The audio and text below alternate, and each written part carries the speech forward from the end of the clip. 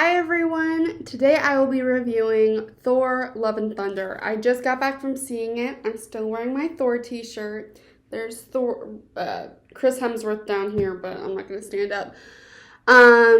It was so good. I have looked up the scores on Rotten Tomatoes. Yesterday it was 69. Yesterday was 69, then it went down to 68. I think it went back up to 69. Hopefully that'll change. I thought it was so much fun. So first I want to talk about Thor's character development. So he is one of the core Avengers. He's the only one, not the only one. He's one of the only ones that's left outside of Captain America and Iron Man. He was the only character to get his own movie with the same actor, so excluding, I wouldn't really count the Hulk as one because the actor was Edward Norton, I believe. So, and now it's obviously Mark Ruffalo, so we're just going to ignore that. But Thor has really developed both through his character in the movies. So the first two movies weren't really my favorites. The first Thor was pretty, in my mind, dark. They really took that whole Viking thing in a direction that wasn't really fun. And then in the second one, in Dark World, it was just so depressing with the elves and everything, and it was just too much. And then with Ragnarok and with Love and Thunder, they really had fun with the whole, we are Vikings, and we're going to be crazy, and we're going to get drunk, and it's going to be so much fun. And Taika Waititi, I know a lot of people didn't really like Ragnarok. I've talked to friends about it who were just like, I just didn't like it. I thought it was so much fun. I was never really a big Thor person. I mean, Chris Hemsworth is super hot, and he's so much fun to watch. But, I mean, Thor was always just this lovesick weirdo. He is a Viking, I get that. They love hard, they fight hard, blah, blah, blah. But I never really had that much fun watching the movies. It was just, even now, if the first two Thor movies were on television, or if I was oh, maybe I'll rewatch the series, I'd probably be on my phone the whole time and maybe channel flip or whatever. But through his character, he really has developed well. At first he was kind of this arrogant little brat who was entitled and talked back to his dad, and then after a while it was just he developed into this character that we all root for, we all fight for, we all love, and he's one of my favorites. He's probably not on my top 5, but he's up there. He's definitely in my top 10. So now let's just go over a major minor thing. So in the comics, I believe it is that Jane, who is obviously going to be Lady Thor, Mighty Thor, blah, blah, blah, she does get cancer. They never explicitly say if it's brain cancer, breast cancer, blah, blah, blah. They just keep saying it's stage 4, it's stage 4, and then you're just of what? Is it? And so that was kind of distracting-ish. All you know is that Jane's dying. She goes to New Asgard and gets the broken pieces of Mjolnir to mend together because they feel that she's worthy. And now she's Lady Thor. So let's just get to the plot. There is going to be spoilers ahead. Sorry for those of you who just watched me go over Jane's cancer. So here we go. So some spoilers. If you haven't seen the movie, please go watch it. It's so much fun. You're gonna love it. My audience I wasn't surprised that Marvel movies get a lot of people, but usually when I go to the movies, I try to get to the early showing so I can pretty much have the theater to myself mostly. I knew that no matter what, this wasn't going to be the case. When I saw the Batman, I was about to say the Black Man or something. The Batman, it was just packed. I was in between people. I had to like hold my purse and all that. Thankfully, I had the row pretty much to myself. There was a guy at the end, but other than him, we had the row to ourselves, so that was pretty much perfect. But it was pretty packed, and I loved my audience because they all had the same reactions I did. They laughed at the parts I did, for the most part. They gasped at the parts that I did, which is always just so much fun. I mean, my brother, he'll tell me about like, oh, my audience reacted really hard to this one, and I want to be that person that reacts, but I get nervous that I'm going to be the only one making like a big deal about these things. So I kind of like, I'll chuckle and I'll laugh, but if I like gasp or something or shit, like say shit or something, it's always going to be under my breath. But I really liked how my audience was into it as I was, which was no surprise because if you're a Marvel fan, you're not going to miss this. So back to the plot. So it starts off in this deserty planet or something. Don't know what year it is, don't know anything. So here's this guy who will soon become Gore, the God Butcher, walking with his ailing daughter, again in the desert. They find this little rock thing just to like camp out, but it's pretty much like this sandy, sunny desert planet.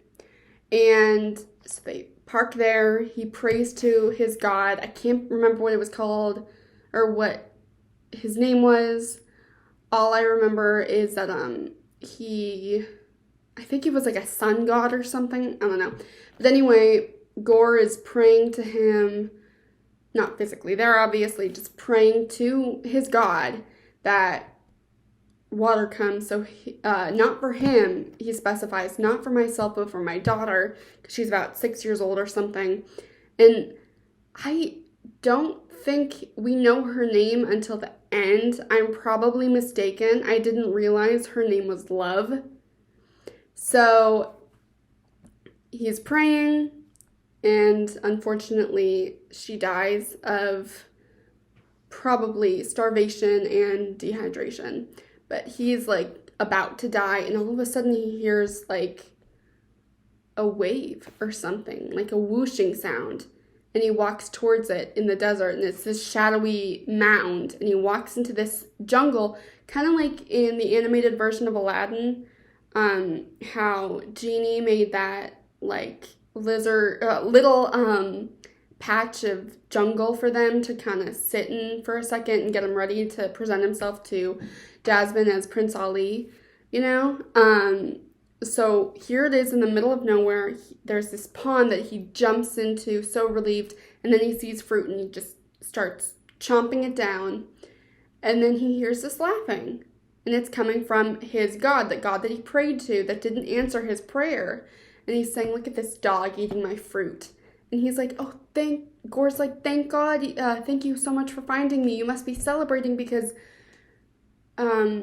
your people, who I am the only one left, your worshipers, you've saved me, and now I can live in your eternal bliss," or whatever.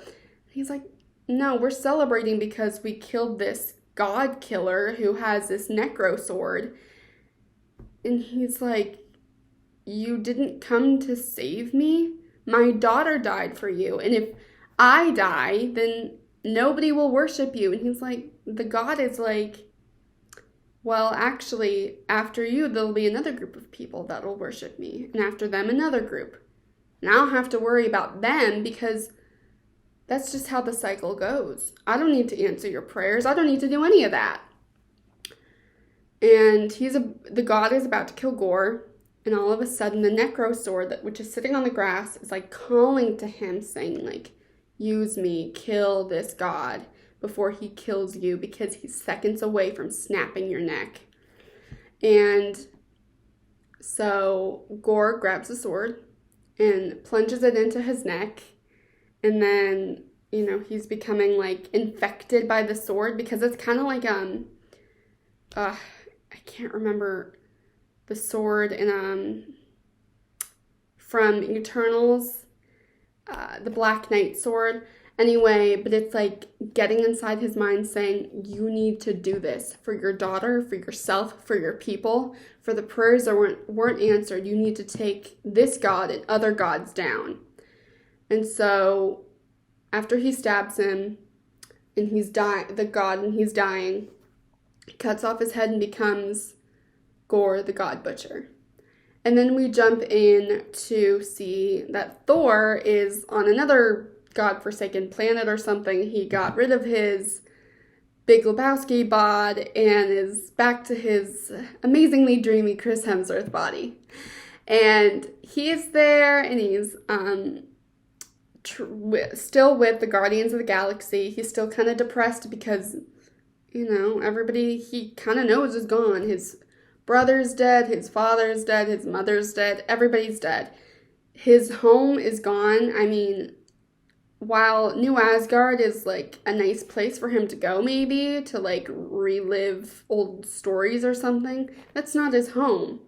His home was destroyed when they enacted Ragnarok. So he's kind of depressed and he's with the Guardians, and they save this little town whose gods were killed by Gore. We don't know what gods they were, blah, blah, blah. But Thor destroys their worshipping temple, and he doesn't really apologize for it. The mayor or king or whoever is just like, I don't want to talk about it. It's done. You saved us, blah, blah, blah. Get away from us. And he gives them these 2 giant goats that scream bloody murder about everything. They don't talk. They just scream. And when I was there, I was like, oh my God, they're going to be here this whole movie and it's going to get so annoying. But I was wrong. They became so funny, just hilarious. Like, every time I heard them scream in, like, the funniest of situations, I was like, I hate you, but I love it. So Thor and the Guardians go their separate ways because the Guardians find some, like, messages. You know how Nebula got in contact with the Guardians during Infinity War? They're kind of like these video messages saying, like, the God Butcher, Gore, is killing our gods and our people and blah, blah, blah. And so they find a video message from Lady Sif, and Thor's like, I gotta go help her. She's dying. I gotta go find her, and he knows where it is. But the Guardians are like, but there are other messages, thousands of other messages and other people that we need to help. And so they go their separate ways. So Thor's going on his movie plot, and the Guardians are going to go on theirs, we're assuming, which is a kind of nice way. I would have liked it if they were in more of the scenes, because Guardians are like, most of the characters are my top 5. Nebula, I'm a huge Nebula fan, so she's probably top 3. Actually, just in my top 5, I don't know. So Thor and Korg, because of course Taika Waititi, they're both going to find Lady Sif. They find her, she has her arm cut off. She's like, I'm prepared to die in battle, but Thor's like, you didn't die though, you're still alive, so you're not going to die, and you're not going to get into Valhalla if you don't die in battle as a warrior's death. So they take her back to New Asgard because she warns that Gore is going to go after New Asgard. So they go back to New Asgard, but in the meantime, we learn that Jane has cancer, stage 4, getting chemo, but the chemo's not working. The only people she is told are Darcy and Stellan Skarsgård, can't remember his name. So she's like, she's trying to figure out a way to still live, but because the chemo's not working and she's getting weaker and weaker by the minute, there's not much science or medicine can do. But then all of a sudden, she kind of hears one of her books. This is going to sound weird. So she kind of gets this sense that one of her books about Asgard is calling to her. And she opens the book and there's a picture of Mjolnir. So she goes to New Asgard and blah, blah, blah, resurrects, blah, blah, blah. And so she becomes Lady Thor, Mighty Thor, blah, blah, blah. So Thor has just gotten back to New Asgard and, there is these shadow creatures that come out because Gore is there and he is using the Necro Sword to conjure up these monsters so that they can actually distract the adults who are fighting them, because his goal wasn't to kill Thor that way. His goal wasn't to destroy his village. It was to get the kids. But before that, Thor and Jane reunite. He's like, you're holding Mjolnir and you're kicking ass, and I'm just here. And he reunites with Valkyrie. And then, the children are taken. And they don't know what to do. They don't know where the kids are until Heimdall's son, Astrid, who goes by the name Axel now, calls to Thor via, his sight or whatever, and says, I don't know where I am, but maybe you could help me, because I can see you, and blah, blah, blah. And Thor realizes they're in this, dark something, not dark dimension, something like that. It's not like where the Dark Elves were, but it's something like that. So he needs to get, a big group of people to help get the kids, because he barely survived Gore. So how is he going to do it with all the, nothing to do, and he has, dozens of kids to save? So he he and Valkyrie have the same idea to go to something called the Omnipotent City, which is, where all the gods live, from every kind of mythology, Greek, even Korg's god, all that stuff. Egyptian gods. So Zeus is the king of the gods, kind of on Mount Olympus, because he is the most famous god, pretty much. Sorry if you can hear the ice cream truck. So they go to Omnipotent City, but they have to disguise themselves because you have to be invited there. Thor realizes that if they at least get his lightning bolt, that might be able to help them defeat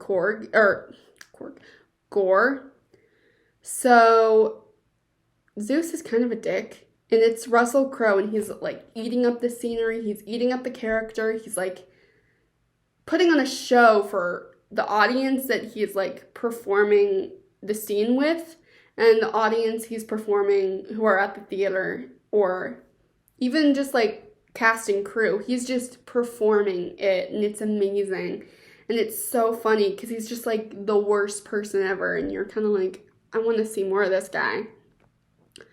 So Thor and his whole gang decide to steal his lightning bolt after pleading with Zeus to help them band all the gods together and go fight Gore before they kill everybody.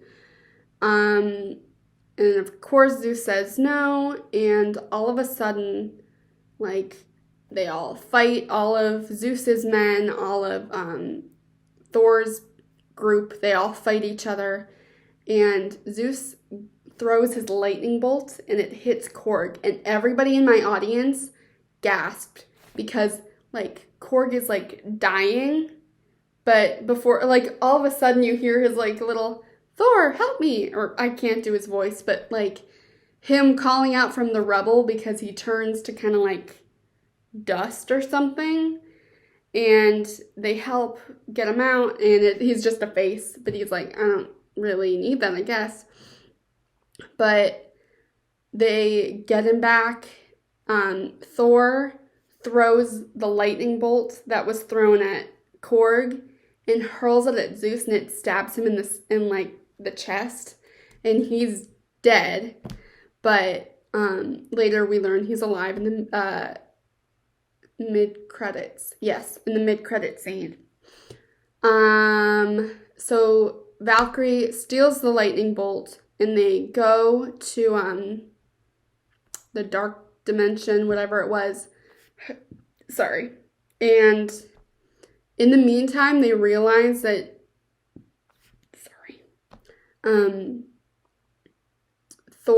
Gore's real goal is to get Stormbreaker, because it also is like the Rainbow Bridge, and go to Eternity, which is like the being in the comics or something that whoever reaches Eternity first gets to grant a wish, or gets to wish a wish, and then it'll be granted no matter what it is.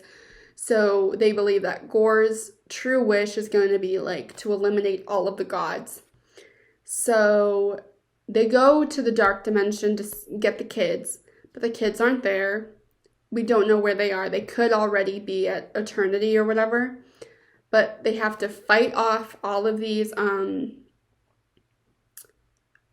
shadow monsters, and Thor also learns about Jane's cancer. Sorry, I'm jumping around a lot.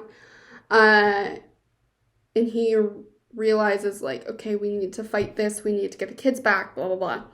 So they fight off the shadow monsters, and Gore stabs Valkyrie.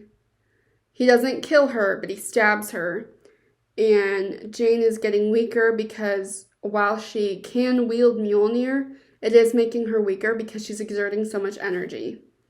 So they all just decide to get back to New Asgard, and then they'll figure it out later because Gore gets Stormbreaker in the transition off the out of the Rainbow Bridge. So they start the Rainbow Bridge, and then Gore grabs Stormbreaker while like Thor is trying to float out.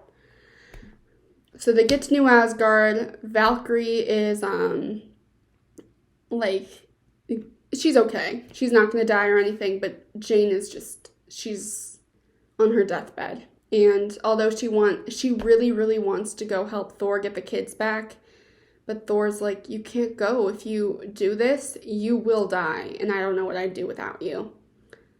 So, sorry, there was so much. Thor goes, he takes Mjolnir, and he goes and gets, no, he doesn't take Mjolnir.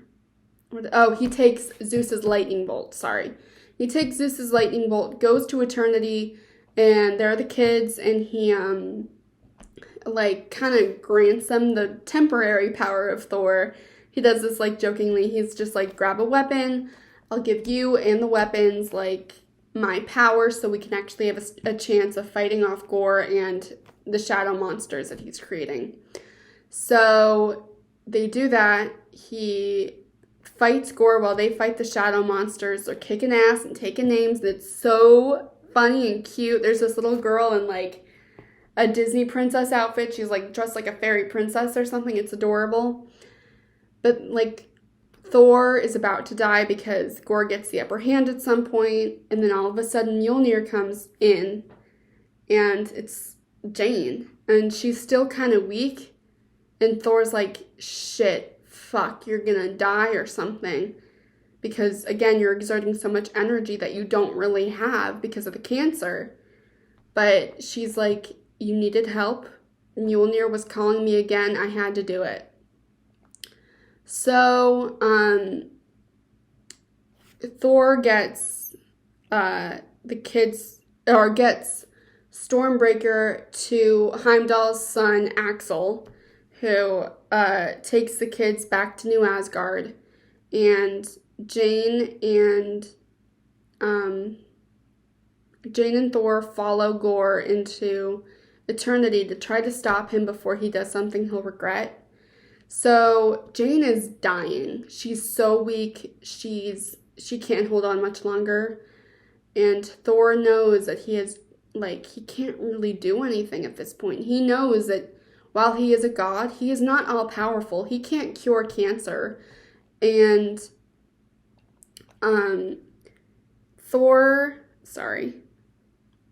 So Thor pleads to Gore that before he makes a decision, he should choose love over revenge.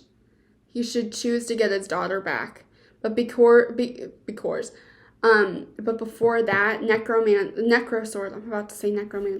Necrosword is destroyed, and that means that Gore is dying because he's been connected to that sword for God knows how long. So he's dying because he just doesn't have it in him anymore. And even if he did destroy the gods, it would still, that wouldn't be a good thing to do, choosing revenge over your daughter and your love. So Thor just says, just revive your daughter. But he says, if I do that, she'll be alone. And Jane says, while dying in Thor's arms, that she won't be.